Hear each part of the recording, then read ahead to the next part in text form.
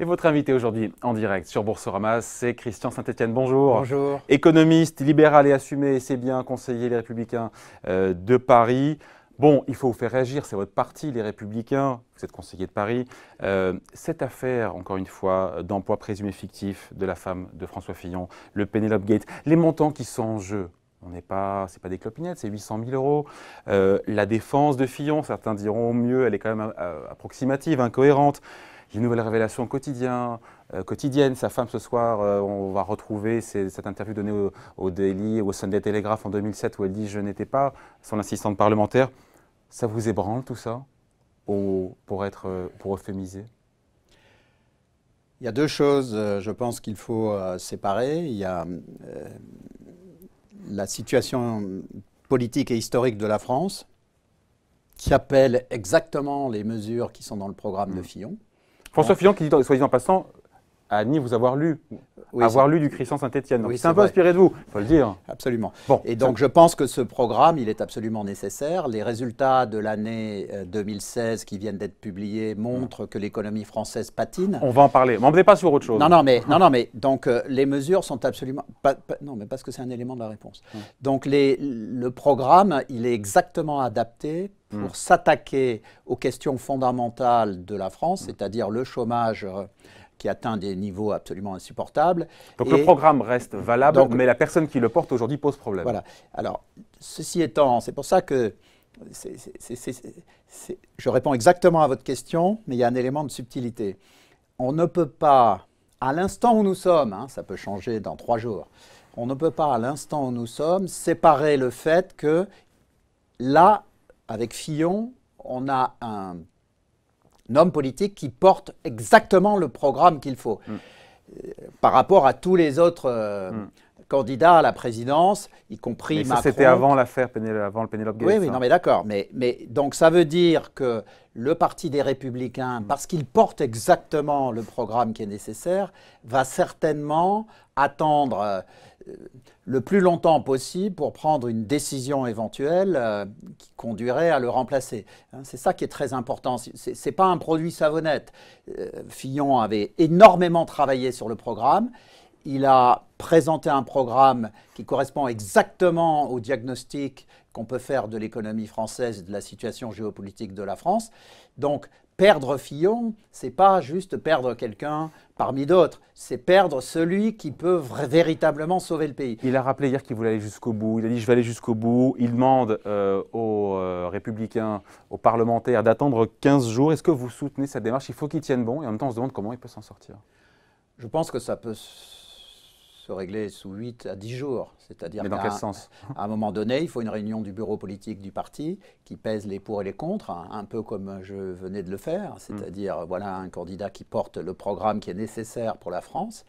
Est-ce qu'on va jusqu'au bout, sabre au clair, ou est-ce qu'on est obligé de substituer un autre candidat pour porter toujours le même programme? Mais pardon, mais je vous coupe, mais c'est en off, on sait parfaitement que dans l'entourage de François Fillon, chez les Républicains, surtout chez les Républicains, tout le monde parle du plan B, on ne parle que de ça.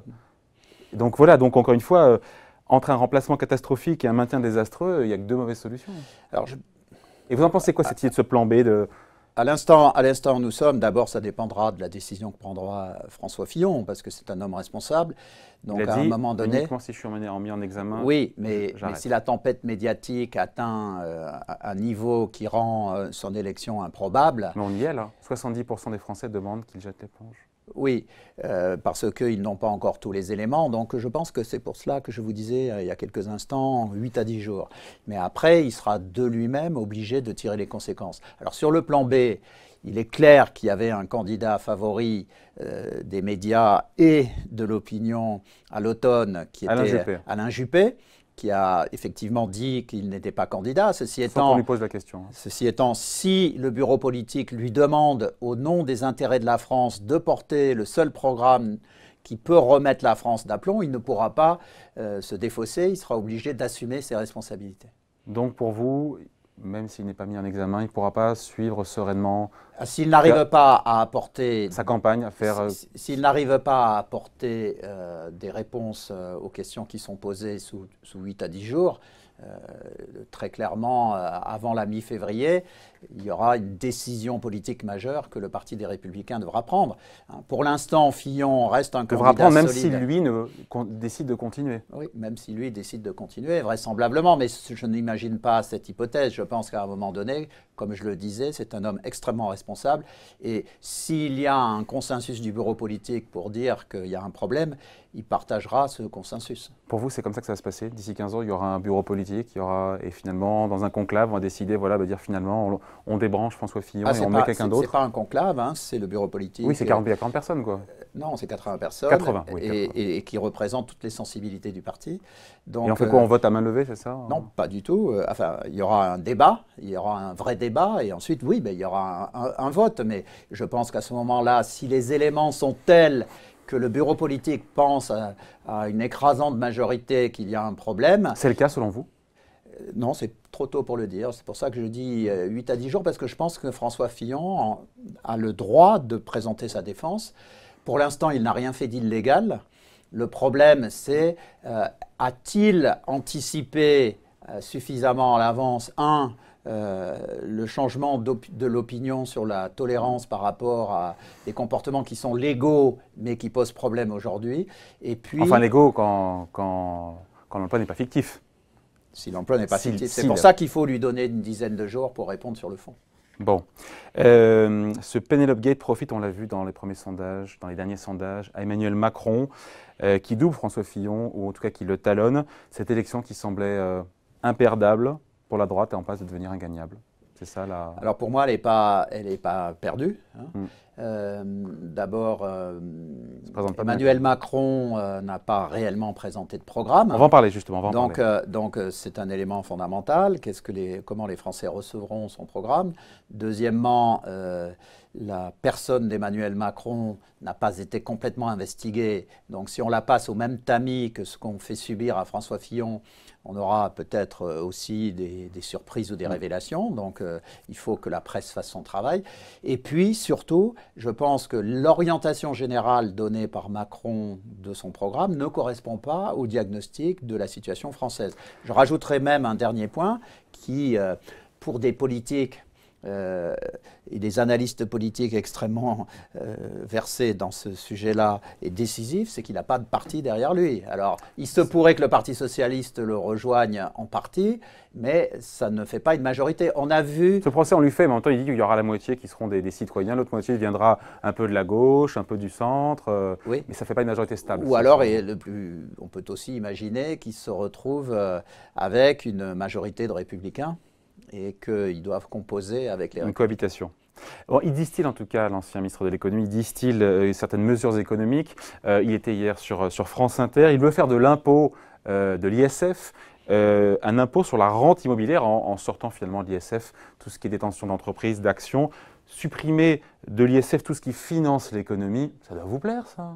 Oui, c'est une orientation qui n'est pas mauvaise. Simplement, il n'a pas, pour l'instant, statué et présenté son orientation sur ce qui constitue le cœur du problème français, c'est-à-dire l'incapacité de l'appareil de production français à répondre à la demande française. On va en parler, mais juste cette mesure, encore une fois, sortir de l'ISF tout ce qui est action, oui, entreprise, mais c'est anecdotique. Finance... Donc oui, je suis d'accord, mais c'est anecdotique. Bon, en tout cas, vous êtes d'accord. Mais pour répondre à la compétitivité des entreprises françaises, il propose de transformer le CICE en charge, en allègement de charges durables et carrément en allant plus loin, en supprimant totalement ce qui reste encore, je parle sous votre contrôle, 6-8 points, je crois, de cotisation autour du SMIC. Vous êtes d'accord là aussi? Oui, mais là, à nouveau... Macron compatible? Non, à nouveau, ce que l'on observe, c'est que ce sont des mesures qui permettent peut-être d'améliorer à la marge le fonctionnement du système, mais il ne nous dit rien sur la reconstruction du système productif. Il n'a rien dit sur la fiscalité du capital. Il faut attendre fin février, soyez Voilà. patients. Donc, tant qu'il n'a pas statué et tant que les Français n'ont pas analysé les mesures qu'il propose… Mais ça dans la bonne direction, les deux qu'on a évoqués ensemble Oui, pour vous. ça va dans la bonne direction. Bon, autre mesure, pour le coup, préconisée par Marine Le Pen, c'était hier. Elle nous parle, c'était sur France Info de mémoire, d'une prime de pouvoir d'achat pour les bas revenus. Elle nous dit quoi en gros? Ça serait 80 € par mois pour les salariés, les retraités qui touchent moins de 1 500 €. Tout ça financé par une taxe à l'importation. Alors, c'est pas dit comme ça, c'est plus pudique. C'est une contribution sociale à l'importation de 3%. Qui va payer en net? Est-ce que ça vous séduit? Est-ce que pour celles et ceux qui ont des problèmes de pouvoir d'achat, c'est une réponse? Alors d'abord, ce n'est pas une mesure technique secondaire, ça. En revanche, c'est une mesure massive. Pourquoi? Parce que si elle appliquait cette mesure, eh bien, il faut sortir de l'Union européenne, puisque c'est complètement interdit par le fonctionnement de l'Union européenne, puisque c'est une union douanière. Elle est cohérente, elle en sort. Oui, mais alors dans ce cas, il faut dire, c'est pour ça qu'il faut revenir à l'essentiel. Au fond, ce que je dis, c'est très symétrique par rapport à Macron. Il y a un problème central qui est la compétitivité de notre économie, qui n'a pas été restaurée. Macron fait des mesures sympathiques à la marge, mais il ne traite pas le problème central. Et en revanche, il le traitera peut-être quand il annoncera les mesures à fin février, mais pour l'instant, il n'a pas traité le problème central. Quant à Marine Le Pen, elle l'évacue totalement en sortant l'économie française du monde de la compétitivité. Il faut rappeler l'ensemble de son programme. Son programme, c'est de sortir non seulement de la zone euro, mais de renationaliser la Banque de France et d'ordonner à la Banque de France de racheter notre dette publique. Ce qu'elle faisait avant 1973. Non. La Banque de France, non. Elle finançait pas les dépenses du gouvernement avant 1973, la Banque de France? Non, depuis 1958, il n'y a pas de financement direct. Alors 58. Voilà. Et donc, ben oui, mais avant 58, vous aviez de l'inflation très forte. Hein, donc, c'était ce vers quoi je tendais. Si on refait un financement du déficit public, à ce moment-là, vous avez une inflation extrêmement forte, des taux d'intérêt qui peuvent monter à 10, 15, 20%. Et donc, ce qui nous reste… S'il y a de grosses dépenses publiques à financer. En même temps, quand on voit son programme, on voit qu'il y a beaucoup de dépenses publiques à financer. Oui, et puis surtout, elle casse tout ce qu'il reste de secteur productif. Oui, mais ça relance l'économie, toutes ces dépenses-là. Non, ça ne relance pas, puisque c'est ça le point clé. On a un problème d'offre, c'est-à-dire que les Français ne consomment pas ce qui est produit ici. Qu'est-ce qu'on produit? Les services sont produits ici, les services. Oui, mais les services à la personne, c'est une chose. Mais tout ce qui permet d'assurer l'équilibre du commerce extérieur et qui permet d'assurer des recettes fiscales pour financer les dépenses. On dévaluera. Oui, ben alors c'est un effondrement général du pouvoir d'achat et une disparition de la France de la carte européenne. En quoi est-ce que si on dévalue, il y a une baisse du pouvoir d'achat? Par l'inflation importée, on paye plus cher les produits importés, c'est ça en fait? Non, tout simplement. si vous dévaluez de 20 ou 30% quand vous vous rendez à l'étranger… Et tous les Français ne se rendent pas tous les jours à l'étranger, on vit en France. Oui, mais quand vous vous rendez à l'étranger, par exemple, ou quand vous importez, vous avez une baisse de pouvoir d'achat de 30 ou 40%. La plupart de ce que les Français consomment aujourd'hui, en dehors des services comme le logement et la santé, sont des produits importés. Il y a un chiffre central à avoir à l'esprit pour comprendre la situation de l'économie française. 70% de la consommation globale des Français, c'est par l'effet de ce que vous disiez vous-même, parce qu'il y a du logement ou parce qu'il y a des produits de base qui sont… excusez-moi. On vous appelle, on est en direct, midi 24, on cherche à joindre Christian Saint-Etienne. C'est la preuve qu'on est en direct. Et donc, simplement pour dire que dans ce… C'est Fillon, il n'est pas content. 70% de la consommation française étant produit issu de la France, mais 70% de l'augmentation du pouvoir d'achat est issue de l'étranger. C'est-à-dire que les Français, à 70%, quand vous augmentez leurs revenus, vont consommer des produits qui viennent de l'étranger. D'ailleurs, ce qui vient de sonner, c'est un téléphone portable. On n'en produit pas en France. Pratiquement tous les équipements que vous avez dans ce studio ne sont pas produits en France. Vous avez une progression de la part des voitures importées et de très haut de gamme qui ne sont pas produites en France. Et ce que nous produisons, c'est exporté à 90%, puisque nous exportons tout le luxe et donc, par rapport toute à cette la mesure, production de l'aviation. Donc justement. Le programme de Marine Le Pen, ça serait la destruction de ce qui reste de système productif. Très bien, j'entends, mais encore une fois, si on donne 80 € de plus par mois, tous les salariés, les retraités qui ont 1 500 € qui ont des bas revenus, ça relance aussi. Ah bah, elle dit qu'elle finance avec une contribution à 3% sur les importations. Oui, mais qui paye les importations? Le consommateur, donc c'est poche droite, poche gauche. Voilà. Si j'ai bien compris. Hein. D'une part, c'est le consommateur qui paiera la contribution. Et d'autre part, il y aura une réplique des puissances avec lesquelles nous faisons du commerce. Qui ne seront pas contents, évidemment. Qui imposeront également une contribution sur les exportations françaises. Or, comme 90% de la production dans beaucoup de secteurs français est exportée, ça se traduira par des pertes massives de parts de marché. Donc, qui sont déjà une réalité d'ailleurs. Oui, et donc on aggravera la situation française. Donc le programme de Marine Le Pen, pour l'instant, c'est une aggravation massive de la situation du système productif.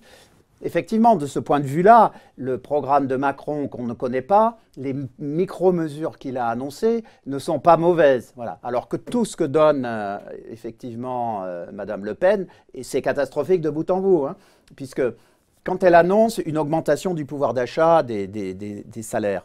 Alors là, elle a annoncé cette mesure de 80 €, mais dans le programme qu'elle avait défendu il y a quelques années… 200 €, c'est ça? Il n'y a pas 200 €? C'était 200 € et c'était donc généralisé à tous les salariés. Bien, et simplement, si dans le même temps, et je reviens à ce que je vous disais, on finance la dette par rachat par la Banque de France de cette dette, ce qui se traduit par une émission massive de monnaie, vous aurez une hyperinflation qui sera peut-être de 50% par an. Donc les Français, in fine, vous vous retrouvez exactement dans la situation des assignats au moment de la Révolution. C'est-à-dire qu'on émet du faux papier, on le distribue aux salariés et en contrepartie, ils peuvent d'autant moins acheter des produits et services que si nous avons mis une taxe à l'importation, on en subira une sur les exportations de nos produits. Bon, on finit sur une note un peu plus positive. On a eu les chiffres de la croissance française au 4e trimestre. Alors sur 2016, évidemment, 1,1%, c'est pas bon, c'est même un peu moins bien qu'en 2015. En même temps, est-ce qu'il n'y a pas des raisons d'espérer? Encore une fois, on avait fait un sujet là-dessus hier, mais je voulais avoir votre réaction. La croissance est un peu accélérée en fin d'année, l'investissement est de retour, la confiance des ménages est au plus haut. On peut être un peu positif pour le début d'année au moins? Alors le début d'année ne sera peut-être pas trop mauvais, mais il se trouve que j'ai travaillé sur ce sujet hier. Quand on regarde la croissance moyenne de la France sur les 3 années 2014, 2015, 2016, elle est de 0,95% par an, un peu moins d'1%. Et quand on regarde le reste de la zone euro, c'est 1,35, c'est-à-dire qu'on est 0,4 points de croissance en dessous du reste de la zone euro. Sur 3 ans. Sur les 3 années, alors que dans les 15 ans qui précèdent, on était au-dessus de la performance de la zone euro. Et donc, c'est à nouveau l'expression de ce problème. Alors, je suis peut-être trop économiste sur ce sujet, mais je vous garantis que je ne suis pas le seul à partager ce diagnostic d'un effondrement de notre capacité industrielle. Nous avons subi dans les 15 dernières années la désindustrialisation la plus forte de tous les pays développés. Et 2, en dépit des mesures qui ont été prises, parce que le CICE de Hollande, ce n'était pas une mauvaise idée, eh ben ça ne produit pas des effets. Pourquoi? Parce qu'on a besoin de faire une réforme complète du fonctionnement du marché du travail et de la fiscalité du capital si on veut que la réduction du coût du travail donne des effets dans le développement de notre économie. Et il faut que les gens comprennent que quand on vous distribue de l'argent, que ce soit des retraites, des allocations, du RSA, c'est la contrepartie d'une production. Pas de production, pas de retraite, pas d'allocation. Il faut produire avant de distribuer. Exactement. Ça paraît être assez évident, mais tout le monde ne l'a pas bien compris. Merci en tout cas, merci à vous, merci pour ces commentaires. Christian Saint-Etienne, professeur d'économie et conseiller Les Républicains de Paris. Merci à vous. Merci. Au revoir.